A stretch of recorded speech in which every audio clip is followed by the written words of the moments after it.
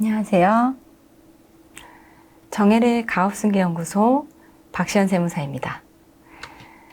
오늘도 지난 시간에 이어서 가족법인에 대해서 설명을 드리도록 하겠습니다. 이 전편을 못 보셨다면 꼭 1편을 반드시 추가로 보시기 바랍니다. 오늘은 지난 시간에 말씀드린 내용을 한 번 더 함께 보고 추가적으로 세부적인 내용까지 말씀드리도록 하겠습니다.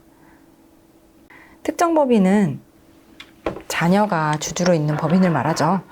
그리고 대표님과 자녀 법인이 거래를 함으로써 각 자녀가 1억 이상의 이익을 얻는 경우 이것을 증여로 보겠다. 이런 내용이었습니다. 그래서 거래의 종류는 여기 열거가 되어 있는데요. 여기에 자본거래는 포함되지 않아서 우리가 저가감자나 고가 증여를 활용해서 절세를 했었습니다. 이 부분이 이제 내년에 개정을 앞두고 있는 부분이에요. 지난번에도 살펴봤죠.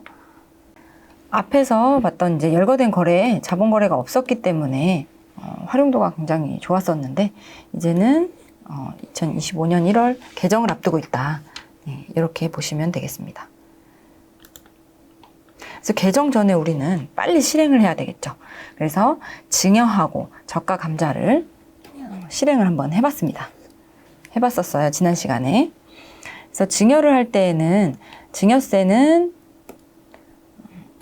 1억 미만이라서 각 1억 미만이라서 나오지 않았고 법인세만 납부를 했었습니다.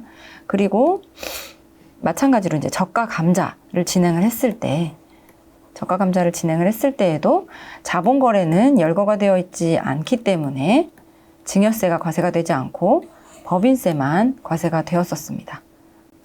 그래서 결과적으로는 감자를 진행하면서 100%의 지분이 자녀법인에게 모두 넘어갔음에도 불구하고 증여세는 하나도 내지 않고 법인세만 납부를 하는 결과가 나타났죠.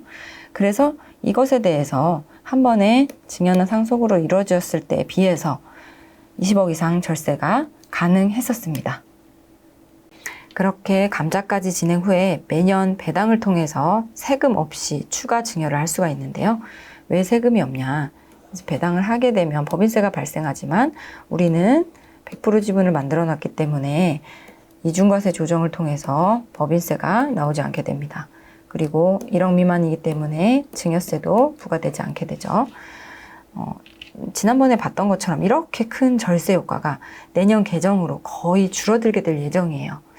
그래서 자꾸 강조해도 지나치지 않는 것, 올해가 가기 전에 실행을 하시기 바랍니다. 증여의 목적으로만 말씀을 드렸었는데 증여의 목적뿐만 아니라 소득 창출의 방법도 이제 생각을 해볼 수가 있습니다. 첫 번째 방법으로는 거래처 매출을 이전시키는 방법이겠죠. 자녀법인을 설립해서 여기에 매출처를 이동시키는 방법입니다. 이것은 사실 이제 대표님의 법인하고 내부 거래가 이루어지지 않기 때문에 이제 겉으로 볼 때 굉장히 깔끔해 보일 수가 있는데 이제 중요한 것은 실제리 매출 발생이 일어나고 있는 게 맞는지 이제 이 회사의 인적 설비나 물적 설비가 잘 갖춰져서 실제로 여기에서 운영이 되고 있는 것이 맞는지 이게 이제 굉장히 중요한 포인트가 될 것 같고요. 그 다음에 일부 프로세스를 아웃소싱하는 방법, 공정 중에 하나를 떼어서 자녀법인에 아웃소싱 주는 방법이 있을 수 있습니다. 이것은 이제 내부 거래가 일어나기 때문에 내부 거래 금액이 시가에 적정한지 여부가 중요한 쟁점이 될 것 같아요. 네, 이것도 하나의 방법이시고, 그리고 저희가 이제 지난번부터 계속 봐왔던 잉여금 재투자법인, 이것은 우리처럼 배당을 주로 하거나, 그리고 이제 뭐 대여를 받아서 임대업을 한다거나, 다른 매출 창출이 추가적으로 이루어지지 않는 그런 법인도 충분히 가능하십니다. 네. 네, 이것은 이제 소규모 성실법인 대상이라고 하는데, 요게 2025년 개정안, 이번 2024년 7월 25일 개정안에 세율이 소폭 상승이 됐어요. 그래서 그 부분은 한번 보도록 할게요. 지배주주가 지분율 50% 초과하죠. 그리고 우리는 배당소득이나 이제 매출액의 50% 이상을 차지하게 될 거예요. 그리고 상시 근로자 수가 5인 미만. 그렇게 되면 이제 성실 신고 확인 대상 소규모 법인이라고 하는데, 여기 되면은 원래는 2억까지는 9%인데 무조건 19%다 해서 크게는 아니고 소폭 상승이 됐다고 보시면 됩니다. 그래서 이것을 해결하는 방안으로 지난 시간에 우리는 저가 감자를 통해서 100% 지분을 만들어 놓았기 때문에 배당을 하게 되는 경우, 배당만이라도 이제 배당을 하게 되는 경우에 이중과세 조정으로 법인세 부담을 낮추자. 네. 이런 구조를 짜기 위해서는 앞으로는 법인세 부담이 더 크기 때문에 반드시 구조를 짜둬야 된다. 이렇게 말씀을 드렸었습니다. 그리고 지난 시간에 이제 말씀 못 드렸던 것 중에 1억 미만이라는 도대체 명확한 기준이 무엇이냐. 네, 이거에 대해서 한번 살펴보도록 할게요. 대표자가 자녀법인에 어떤 거래를 해서 이득을 발생시켰을 때 이게 1억 미만이면 증여를 보지 않겠다는 규정이 있었죠. 근데 이 1억 미만이 어떤 기준인지 굉장히 헷갈려 하시는 경우가 많습니다. 이거는 지난번에도 많이 강조를 했지만 주주별 기준이에요. 그래서 주주별로 1억을 따지기 때문에 자녀가 많으면 굉장히 유리합니다. 네.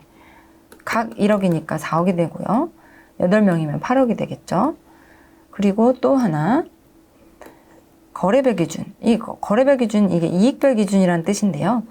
이거에 대해서 정확한 개념을 한번 말씀을 드려볼게요. 여기에 열거된 거래를 했을 때 1억 원 이상이면 증여로 보겠다라고 규정에 나와 있는데, 여기에서 이 1억 원 이상은 모든 거래를 합산하는 것인지 아니면 각 거래별로, 각 이익별로 산정하는 것인지 굉장히 궁금하실 거예요. 충격적이게도 이것은 이익별입니다. 네.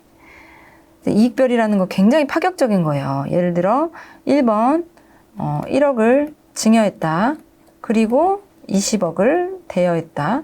이게 가능하다는 거예요. 그리고 자녀가 많으면 더 늘어나겠죠. 그래서 사실 구조에 따라서 굉장히 큰 혜택이 될 수 있습니다. 이게.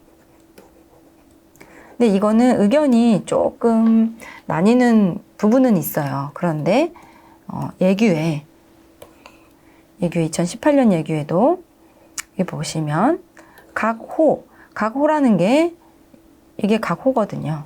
1호, 2호, 3호 이렇게 각호인데, 각호의 거래에 따른 이익별로 구분하여 각각의 거래에 따른 합산해서 1억 원 이상인지 여부를 판단한다. 네, 그렇게 되어 있고요. 또 이제 22년 예규에도 각 호의 거래에 따른 이익별로 구분하여 이렇게 명시를 하고 있어요. 그래서 현재 판단 기준으로는 이익별이 맞다. 네, 그렇게 보실 수가 있겠습니다. 그리고 기간별은 이제 소급해서 1년 합산이에요. 조금 헷갈리실 수 있는 게 1월 1일부터 12월 31일 이게 아니고요. 이익을 받았다. 그러면은 소급해서 1년 동안에 이득을 본 것은 합산하겠다. 네, 소급해서 1년 합산이다. 이렇게 보시면 되겠습니다. 그래서 오늘은 조금 세부적인 내용을 좀 추가로 살펴봤는데요. 대표님들께서 계속 관심을 가지시고 이거에 대해서 어떻게 구조를 짜면 좋은지 고민을 많이 하셔가지고, 그리고 혼자 고민하지 마시고 저희한테 같이 고민을 요청해 주시면 될 것 같고요. 그렇게 같이 고민을 해서 올해가 가기 전에 반드시 기회를 잡으셨으면 좋겠습니다. 네, 감사합니다.